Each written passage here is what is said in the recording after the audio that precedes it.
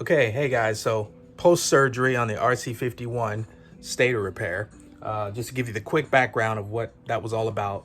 Basically, the bike would lose charge after I'd ride. So I'd come home or stop wherever I was. The first time it happens, I was at the gas station, so that was embarrassing.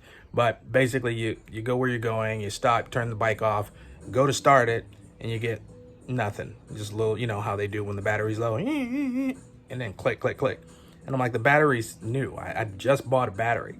So that didn't make any sense. So led me to the, resolution of replacing the stator, replacing the rectifier, and that has since resolved the problem.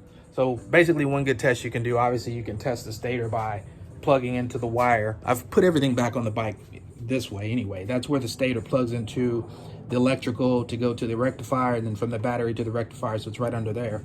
But basically you can test the nodes on the stator, plugging in the positive from a multimeter tester and then touching the negative battery cable, and it should give you no read. If the stator's good, you should get no read. If you get any kind of read, ohms wise, it's bad. So that's how I came to the conclusion of what needed to be repaired.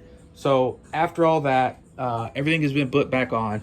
The cover that was off, stator lives under there. Wire's been run back under here into the back of the bike. The oil change is done. As I mentioned, I was in there doing that. Filter, flushed the radiator, new fluid. It didn't look too bad, actually. No rust, which is a good sign. But, since I'd already started the process, finished it. And so everything is done. The bike is ready to go. I've started the bike, run the bike, tested the battery. The battery should charge as the bike runs. So if your battery is reading like 12.66 when it's not started, once you start it, if you test the battery, it should be well over 13 while it's running, because the stator should generate a recharging action through the rectifier and then back to the battery. So the battery should operate at a higher voltage once it's running versus when it's not.